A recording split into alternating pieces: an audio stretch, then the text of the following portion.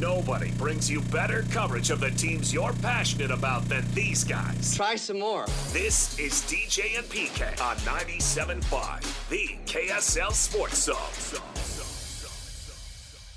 It's time to get the inside info on BYU with Cougar insider Mitch Harper of KSLSports.com on 97.5, the KSL Sports Zone.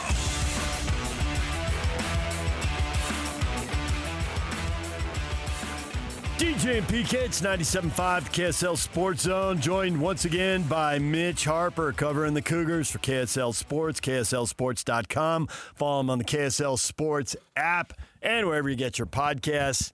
He writes, he talks, he does it all. Mitch, good morning. Hey, good morning, DJ. Happy to be on with you. I am curious, after a couple of weeks out there at BYU, watching everything and knowing you still got a couple weeks to go before a game, do you think anything can surprise you anymore, or are we into the very predictable part of camp? I think they're probably in the predictable part of camp, but I will say there's growing optimism from this coaching staff about the wide receiver unit, and maybe that doesn't align with what people on the outside are saying with that group. And myself, I still have my questions about that unit, but Aaron Roderick and Fesi Sitake have been pretty high on this wide receiver unit. And, Fesi Sitake even told me that this is the most skilled wide receiver unit that he's had in terms of depth since he's been the wide receiver coach. And he's going into his 9th season. And Aaron Roderick, was very confident about 5 of those players that he mentioned earlier this week. So I think that there's growing optimism, but to me, it's still in this camp of you got to prove it in games with these guys, because you go down the list, the only one that's got more than 500 career receiving yards is Tiger Bachmeier, and he struggled last year. So maybe he can have a bounce-back season this year for BYU, but I think that's something that's been kind of noteworthy, is maybe just the quiet confidence this coaching staff has in this wide receiver unit, which I look at as a big question mark. When you have a wide receiver who you give an A, and this doesn't matter, college, pro, whatever, you tend to have somebody who's got an advantage with size, with speed, with athletic ability. But I think there's a strong case to be made that you can be a wide receiver and grade out at a B if you do what you're supposed to do, run the route you're supposed to run the route you're supposed to run, read the defense the same way as a quarterback, because if you read it wrong and you cut outside and they throw it before the break and they throw it inside, you make your quarterback look bad, and it's either incomplete or it's intercepted. But if you run the right route, if you read the defense, and if you catch the ball when it's thrown to you, you can be fairly dangerous. Do they have a group of guys who can do that, even if they don't have someone you look at who you think, oh, he's 6'3.5", he runs a 4.40, he's going to be drafted, first day in the NFL draft? I think they do, and I think what's interesting about BYU's receiver unit is that they do have height. When you look at Casper at 6'6", JoJo Phillips at 6'5", Reggie Frischnecht at 6'4", they've got size. They can put out some big bodies out there as a receiver. And maybe that's and what you're bringing up there is kind of reminds me a little bit of BYU receivers of the past. It used to be with Lavelle, 8, 9 guys would catch a pass in a game, and they would be precise route runners. And maybe that's what this group can be, with a little bit more, measurements and size than what we, used to see from BYU receivers of the past. I think it's definitely there. But again, it's just, I think there's also really good secondaries in the Big 12, and also Notre Dame too. Notre Dame might have the best cornerback in college football with Leonard Moore, and I think there's a lot of good secondaries in the conference. And we've seen many times in the past where there's some optimism about BYU receiver units, and then they go into a game against like a Michigan in 2015, and they can't get off the line of scrimmage. And I'll be curious to see what this group can do. But I think that if that group comes together quickly, and I think there's a real kind of jump into the deep end moment with Arizona in week 2, so we'll really get a sense of how much progress they've truly made early this season. Maybe this could be a real positive story and set BYU up for where they feel good about that unit if they retain them all for 2027 and beyond, because there's a lot of underclassmen in that wide receiver unit. So if they hit, it could be a really good group for a couple of seasons to come. Should have had a pool there, although I'm by myself today. PK's on vacation, so, I would have won it because it would have been just one guy putting in $1 and then I would take my dollar back. But I should have had a pool there on you talking about getting off the line of scrimmage, because for so many teams, intermittently on and off for BYU, that's been an issue. Guys who get jammed at the line of scrimmage, they can't get out in the routes and everything bogs down, the timing's all off, and it's a mess. But they've also gone through a lot of first-time offensive coordinators there because they didn't have a lot of money.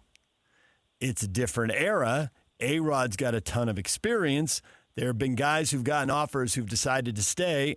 I'm pretty sure A-Rod's on that list. He's going to put guys in motion and help get them off the line of scrimmage. He's going to put guys in bunch formations where you're basically screening and running pick plays for each other immediately, and somebody is going to get free in that bunch formation of 3 wide receivers. I think that can be schemed up a little bit, and I don't think it always has been.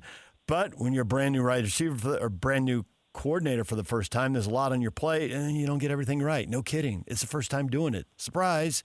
So do you think A-Rod can solve that one problem just with a little ingenuity? I mean, if I know it, then he must know it, right? Yeah, for sure. And I think that the jet sweeps will definitely be a factor. And I look at Legend Glasgow and Tiger Bachmeier being the guys that could hold that down and be weapons in that aspect of this offense. And that's where I think Aaron Roderick has improved quite a bit from his days at Utah and to now going into his 9th season as BYU's OC. Is that I think that he'll find a way to he'll find a way to get it done. And I think that there's no I don't think he has an ego that he needs to win a certain style or a certain way or get a certain number of points. He just wants to find a way to be efficient, get it done, and get the win. And that's kind of what BYU's offense was last year. I mean, you go look at the final numbers, and it's not anything too glamorous, but you love the time of possession where that team could really eat up the clock and run this thing down, and they could control the time of possession and the style of play of the game. So, Roderick will find a way to make this thing work. And I think that, there's potential there with this group. And I think that's a good point about the sweeps, because that has been a key component to how he's ran this offense since he's been at BYU. Now, I didn't say sweeps, you did, and you think it was a good point. I've done that, and PK's called me on it. DJ, you congratulating yourself. Mitch, did you just congratulate yourself on your own point? I was going to get to the jet sweeps, but I hadn't brought it up yet. I was saving that. I got to have twice as many questions today, Mitch. Good work by me. Nice work. I have a college roommate. I'll get on one of those rants. He'll look at me and he'll just go, "We love we." He's been saying that for decades now. Everyone at home, feel free to use that. Go home and drop a "we love we" whenever somebody in your life congratulates themselves. Just look at me. We love we. If you don't get a laugh, you really butchered it. It's an easy line to get a laugh with. I've seen it work multiple times in multiple situations. However, now I have to come clean. It is a strong point because I was going to make it. Oh, wait, we love we. Now I'm doing it. I think the thing, I say this and it drives PK nuts. The NBA is a copycat league, right? Yeah, well, everything's copycat now because everything's on video. And the video is super accessible. It is so accessible, right? So if Beck leaves anything from behind in his one-year stopover at the Motel 6 as he left New Mexico and went to Michigan, if he left anything behind, then I think everybody should grab, because he was right about this. You could be as committed to the spread as Urban Meyer, and you can run the triple option. In a way, Urban did. He probably just wasn't as obviously committed to it as Beck was. But Urban ran a lot of the QB run game, which at the time was cutting edge and people couldn't defend it, so Alex Smith piled up the yards. It's now become pretty routine. I can watch a game live and see a defensive end crash down and see the quarterback keep it. I can die, that poor D-end, he blew it. It's going to be hard to watch that on film. That's a 20-yard gain. But what Beck brought in was the jet sweep, the QB handoff to the running back, or keep it yourself. It was triple option. Even if you line up and it looks like you're in a spread and you got 3 or 4 wide receivers on the field. And I just wonder if everybody now has had an offseason to look at that thinking, I don't need to be as committed as Beck was to it, because he'd run that like 3 plays out of 4. He didn't care. but you could mix that into your offense, not really give up a lot of what you're doing, what you believe in, but you can add that, and it could be pretty effective. So I'm thinking we're going to see a lot more of that, if not in all of college football, certainly in our local teams. What do you think? Yeah, I agree. And I think that, what makes this year's offense really interesting compared to maybe some of the recent seasons for BYU is just depth at tight end. And, BYU's got a good history with tight end play. And I think that's, Aaron Roderick for multiple years said they want to really build up the depth at tight end. Carson Ryan, I think, was a lightning rod to kind of reignite the potential of that position. And he had more than 600 receiving yards last year. But this year, I think they feel like they've got, 3 receiving tight ends with Walker Lyons and Roger Saliapaga being a clear 1 and 2.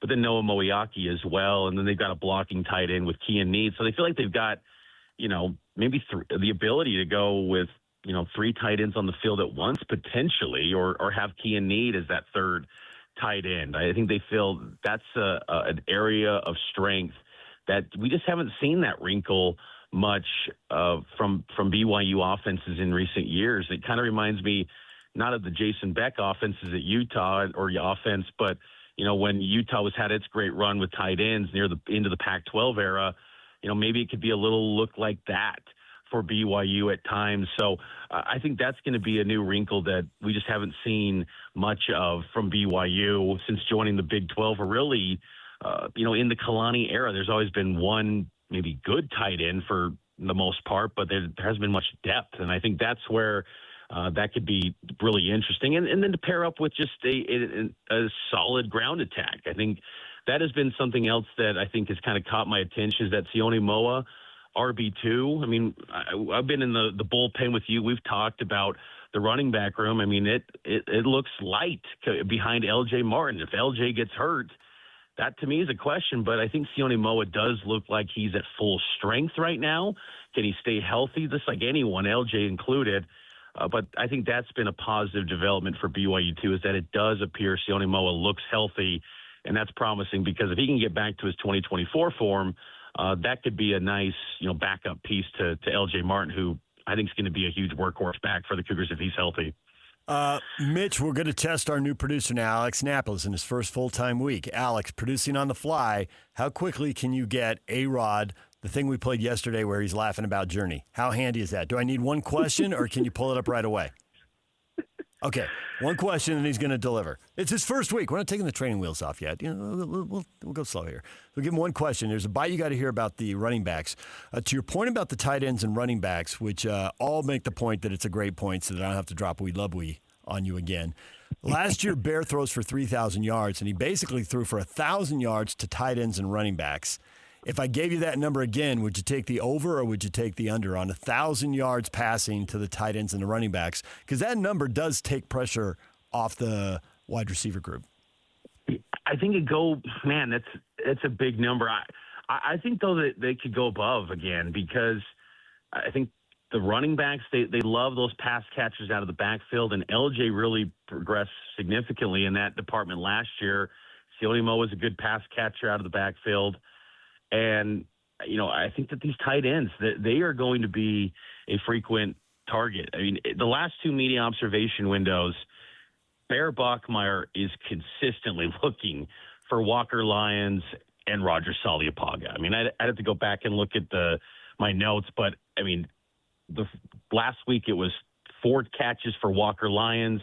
This past Tuesday, it was 2 catches for Roger Saliapaga, 2 catches for Walker Lyons. I mean, they are looking for those guys often. And again, it's practice snaps, and they're trying to maybe disguise as much as possible in those media windows. They know when we're up there on the balcony, but I think there's a tendency there. I mean, even Bear said last year with Carson Ryan, that was his safety blanket. And this year, Bear even said, back in the spring ball, that these 2 tight ends, it's a different level of tight end. And Carson Ryan was really good too, and he was an NFL guy. So I think Bear feels really comfortable with those tight ends. He's formed a good relationship with them, and I think he just trusts them. And that's, as he's put it, that's going to be their safety blanket. And I think so. I'm going to say over on that number. So A-Rod's talking to the media earlier this week, and you got to listen to what they say, but you got to listen to how they say it.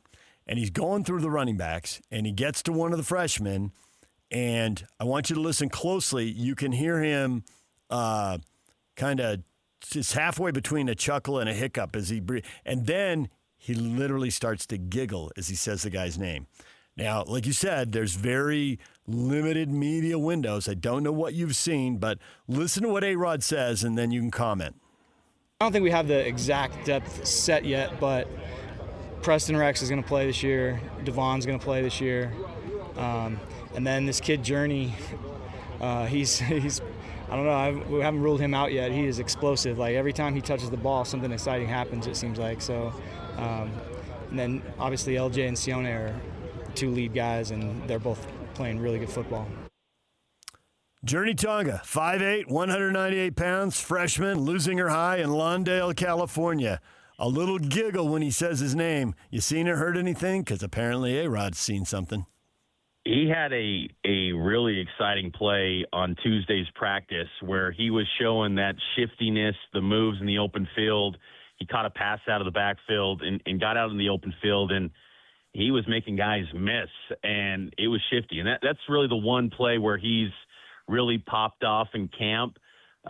Unfortunately for him, it got negated with a penalty at the offensive line. They had two penalties during Tuesday's practice, and that was, the third string offensive line. But, he does look shifty, and he's quick. I mean, he's small, though. Like, it's every bit 5'8", maybe even 5'7", but he's got some moves that maybe that could be a different wrinkle to that running back room that compared to all these bruising backs that they've got back there, that he could add a spark. I mean, and he was a 3-star recruit and had offers from some FBS programs. He committed to BYU back in January, but there was questions whether there could be enough roster space for him, and obviously attrition happens. Some guys medically retire in the summer and they move on, and the roster spot opens up and he joins. And I think it was a solid addition considering there's no post-spring portal window anymore.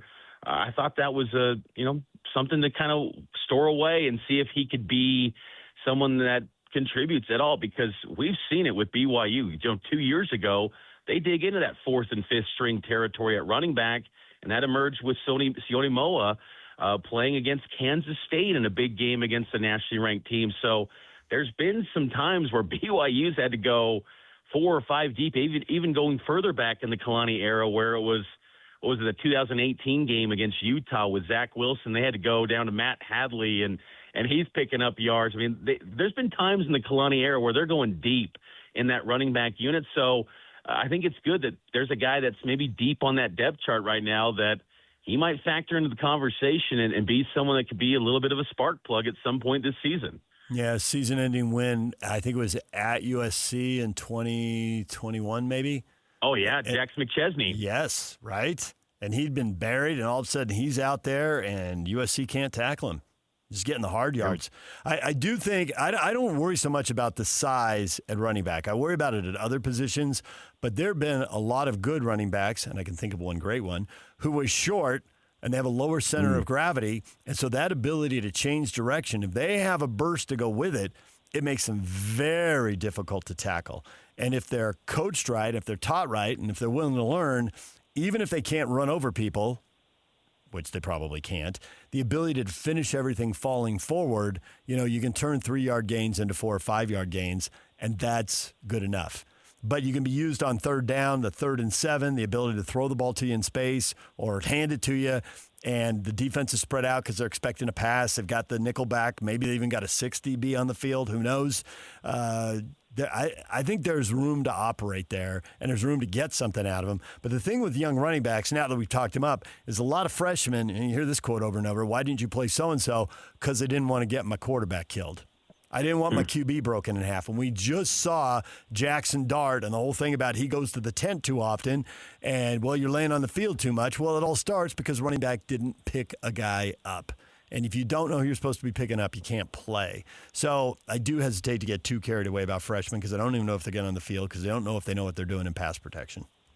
Yeah, and I think that's that's something that has to be tracked. And I think that's where, I think it was noteworthy he brings up Preston Rex, Aaron Roderick. He has been someone that looks like a running back now, where last year it looked kind of, is this just trying to find a spot for a legacy player? But he looks like he's improving there. I still think probably after LJ and Sione Moa, Devon Eka from Lehigh, he's another freshman, and that's again the question where, is he going to be able to protect Bear if he gets some snaps and opportunities to take care of him? And that's, you at the very top of the depth chart, you got two guys that always get hurt, and LJ and Sione, and then you got a bunch of freshmen, and then you kind of got in between there Preston Rex, who's learning the position still, and they're maybe looking to get more opportunities for him as a running back. So it's an interesting blend in that running back room, led by the preseason offensive player of the year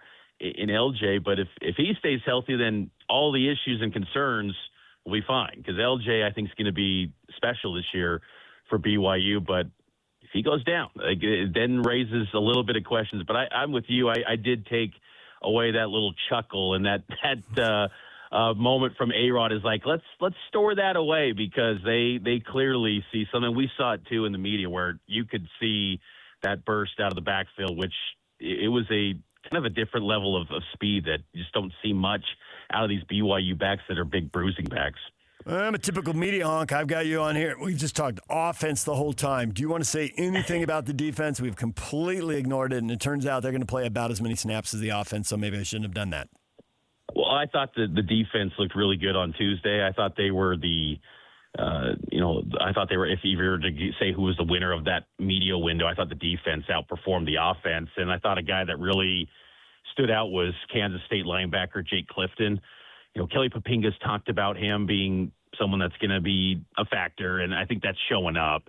And K-Pop, he knows a good inside linebacker. I mean, he played it, and he's coaching those guys up along with his defensive coordinator roles. And that really stood out with Clifton on Tuesday. And he'll probably be maybe in that second grouping, one of the first linebackers off the bench, or depending on what looks they throw out there. But he'll be really impactful coming back. And I actually saw him last night at the Cougar kickoff event, which was a fan deal, and just how's he doing? Kind of getting back from missions, and feels like he's kind of getting back to his usual self, which I think is noteworthy, because that there's always that missionary wall, but you wonder if maybe a guy that's even older than a typical missionary has got actual college snaps under his belt, like he did at Kansas State, if that maybe helps the cause of feeling back quicker to normal instead of avoiding that missionary wall. But I think he'll be an impact guy. And I think that, BYU's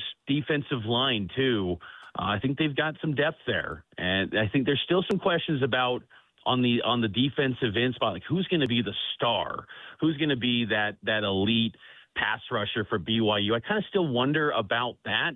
But I think they're going to be steady. They're going to be a solid group. And I think, Bodie Schoonover, a senior, I think he's going to take a big jump this year. I think he could be a guy that maybe is in that undrafted free agent territory, where he gets a real opportunity after a draft ends and he gets a crack at some NFL team next year. I think he's made a lot of improvements this season, and he could be more of a pass rushing, bull rush defensive end on that defensive line for BYU. If the Cougars used all their scholarships, have they held a roster spot in case somebody who's been in an NFL camp wants to come back and play a fifth year? They've got an opening. And I asked Fesi Satake about this with the wide receiver spot, and he didn't rule it out potentially. And, you kind of let your mind go and think, is that Chase Roberts potentially? But Chase would not qualify because he was class of 2021.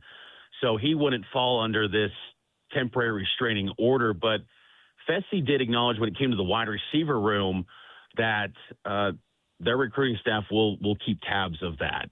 And if they could be open-minded maybe to that. And that was at the beginning of camp, and maybe that tune's changed from that front with the momentum that they feel like they're seeing from the wide receivers. If they need to go in that direction, maybe not. But they do have like one opening by my count that they could get someone. Now, I thought it was noteworthy, too, that Waylon Lapuaho offensive lineman who was kind of a rotational starter. He's going to the portal. Thought he could have been a guy that maybe added some value to that offensive line. That is good. I think the starting five they feel really good about, but maybe could have been another depth piece because he was a rotational guard last year. He could have filled that same role again, depending on where he was, game shape wise.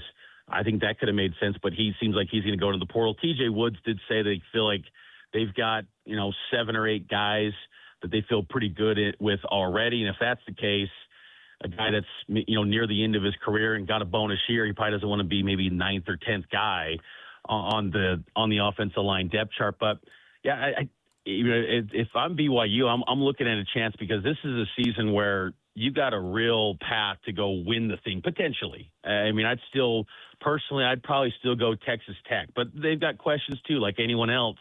But there's a real path to go win the league, and if you can get someone from the NFL that was in a camp, like that's a value add, and that's like the NFL. We're talking more about how college football is like the NFL. Well, that's how the name of the game is in the NFL, where you're going to add someone maybe mid-season. They're going to be expected to contribute that following Sunday. And if BYU will be a following Saturday. And I think if you could get someone that adds to your roster, you go and explore that. So, but some of the coaches I've talked to, they're keeping their options open potentially on that, particularly at wide receiver spot.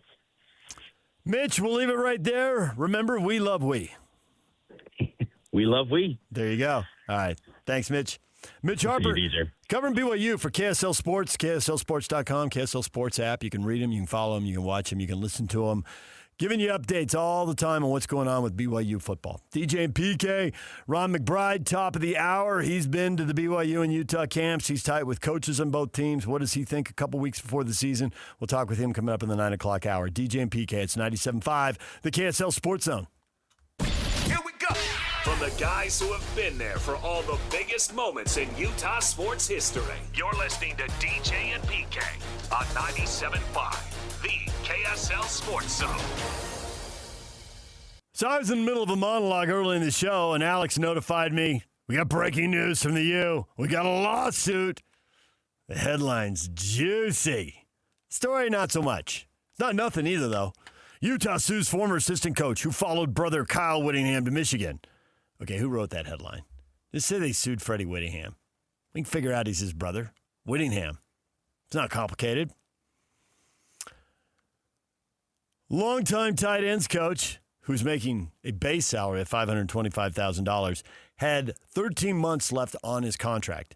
He left, thing says he left New Year's Day of 26, and he had a contract through January 31 of 27. So there are a couple things in there. Some of it's just kind of pro forma. He failed to devote full time and energy to being a coach. Never received written consent before engaging with the Wolverines.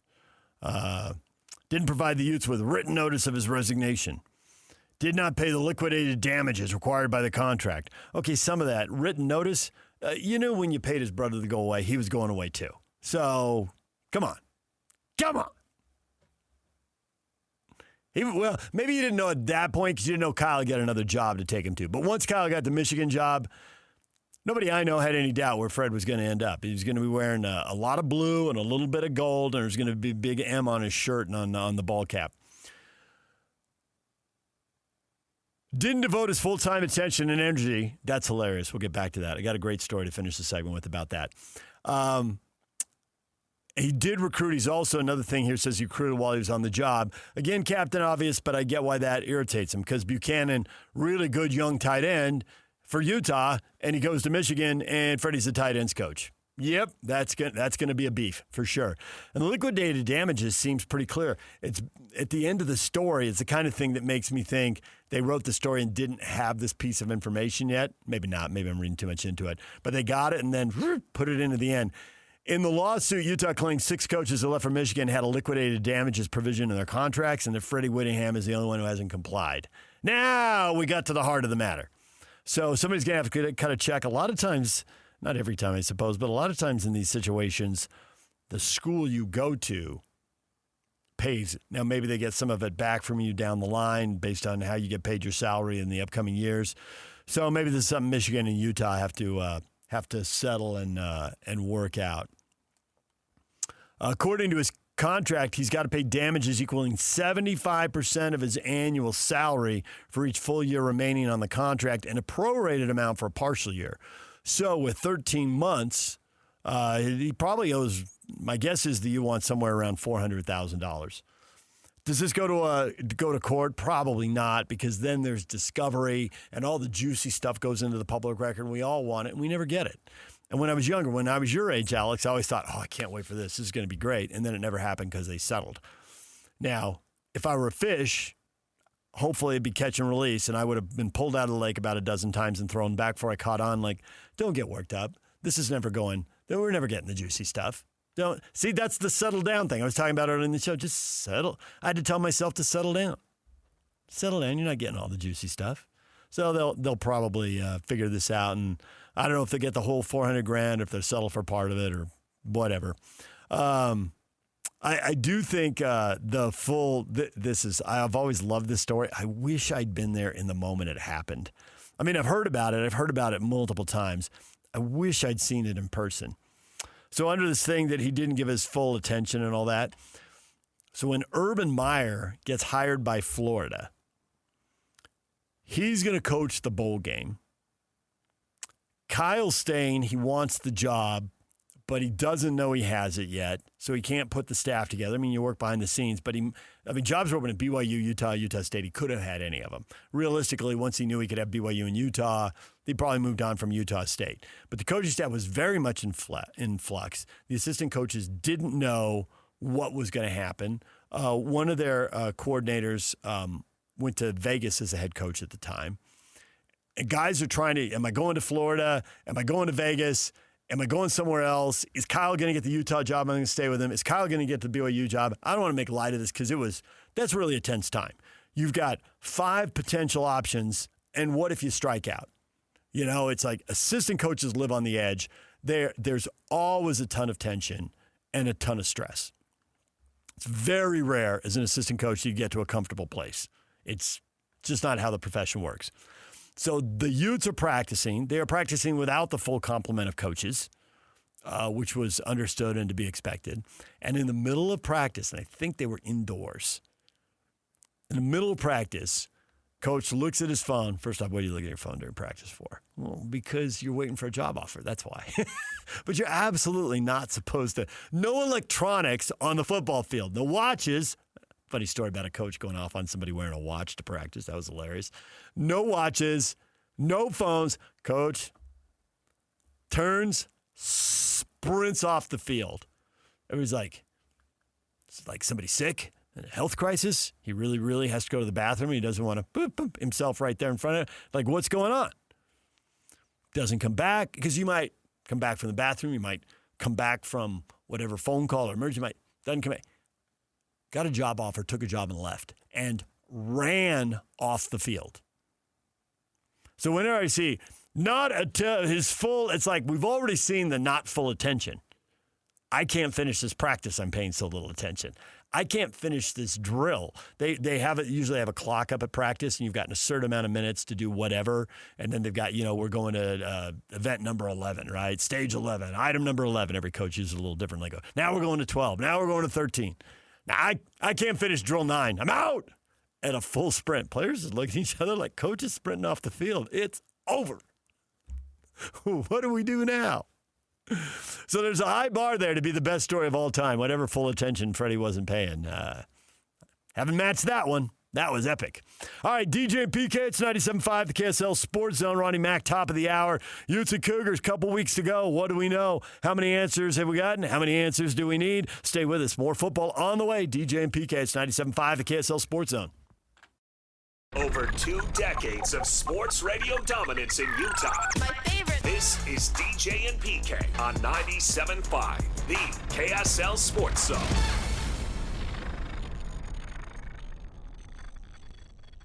Too bad PK isn't here for this segment. This is right in his wheelhouse. He hates replay. He hates that it takes all the beefs out of the game. Back in the day, managers coming out, kicking dirt, spitting, screaming profanities, yelling and hollering. Everyone behind home plate standing up and screaming and hollering. Everybody gets all pumped up. And now they just, they tap their head and get the replay, and there's no arguing. There's no nothing. And Takes the fun out of it. Well, it was old school in the Baltimore game last night. Yankees and Orioles in Baltimore, Camden Yards. 3-3 game, 7th inning. Orioles at the plate. Pete Alonso, the former Met who had a good postseason, seemed like his career was tapering off. And he gets up and he hits one down the line. And he hits it high. It's gone. But is it fair or it's foul? Now, part of this is it was over the foul pole. So it wasn't as easy. But I think that the guy who had the last word, who had the right word, is Chris Bassett's Baltimore's. He started the game for Baltimore. He said they got it wrong because it would cost money. That's it. That's literally it. And he's right. The rule says you have to have 2 views to overturn the call, and only one camera got it. Lock down 2 cameras in center field. Point one at the left field foul pole and one at the right field. Lock cameras down behind home plate on the foul line, shooting right down the line. It's not that hard. Cameras are not that expensive. You can go online, buy a camera in a couple $100. At HD, you can get pretty good quality stuff. It's amazing how inexpensive this stuff is. And you could lock it down and have those cameras. They don't need to be operated. They can be locked down. It's not like you have to hire 4 people. Heavens forbid we wouldn't want to give people jobs because baseball's almost out of money. It really is simple. Someone just doesn't care enough. And now I heard this driving in on one of the national shows early this morning. This is why I think we should just get replay out of sports. Nope. You don't know this, Alex. I was alive before there was replay. They were screwing stuff up left and right. It was a mess. And then they put replay in. It only got marginally better because it turns out none of the adults could handle technology. There's a news story, right? It's like, honestly, I would watch NFL games and think a 10-year-old with a little console and a joystick could do this better. And they would go to commercial and come back, and they were still trying to decide. They've gotten so much better. And they still messed stuff up. It's not perfect, but it's so much better than it was. And we have more technology than ever. And part of this is the foul pole doesn't go high enough. And there's already people that are like, well, use AI. You don't actually have to pay for a brand new foul pole and get a metal stick that acts like a lightning rod and goes, 10 stories in the air. You could. I mean, you could just do a yellow cable and paint it. I mean, it's not, there's so many options, but they're just doing whatever they did for foul poles in 1926, 100 years ago. It's not exactly. They are a little bigger. It's like goalposts. You ever see old video from football games? Those goalposts are short, and they're in the shape of an H. They had, if we have 2 posts, it doubles the odds a wide receiver runs into it and gets knocked out. And that'd be cool. So now they're more shaped like a Y, and they just have 1 post. All right. And now they curve out. They're not even on the back line. They used to be on the goal line. You ever seen that? The goalpost was on the front goal line, and there were 2 posts. And there were people just getting knocked out left and right. And that was some entertainment. Now there's 1 post, and it's like 2 or 3 yards behind the goal line. Turns out, and it goes back to what Chris Bassett said. If you want to spend a little money, get a little creative, you could solve the problem, or you can just keep having the problem. The solution is not to get rid of replay. And it's not that replay is perfect. And it's not that, replay is the end-all, be-all. But, man, it's saving us from everything. I mean, blown calls left and right. Teams not going to the playoffs because of bad calls. Goals not getting scored in the World Cup. Home runs, fair or foul. There's mistakes all over the place. You got to keep the replay. You can do it better. And the Orioles end up losing the game. That home run in the 7th would have put them in front. Now, maybe the Yankees come back and win it. The Yankees scored twice in the 8th, and they won the game 5-3. But the throw-out replay crowd, okay, well, you're under 40 because you don't remember life without replay. It was maddening. DJ and PK, when we come back, Ronnie Mack. Yeah, we could have used replay back in the day. Ronnie Mack, we're going to talk about this. Ronnie Mack stole a win from me. Mack, personally. I was there. I saw it. And I knew Mack for probably a decade before I found this story, but before we connected that he was, I realized, wait, you coached there? And I remember a game. He goes, yeah, I remember it. And that happened. Yeah. And he starts laughing because his team won on this horrific call. We'll get into that. DJ and PK, it's 97.5, the KSL Sports Zone. It is time for the Player of the Week. It's the John Watson Northern Utah High School Player of the Week, celebrating the best high school football players in the state, presented by John Watson Chevrolet in Ogden. This week, it's Gunnar Pearson and Chase Howard. The Roy Royals running wild. Chase Howard, 9 carries, 102 yards, 3 touchdowns. Quarterback Gunnar Pearson, 11 carries, 79 yards, 4 touchdowns, plus he threw for another 120 yards. Roy beat Taylorsville 54-7, and they are our Northern Utah Players of the Week. Every week, KSL Sports names the Northern Utah High School Player of the Week in partnership with John Watson Chevrolet in Ogden.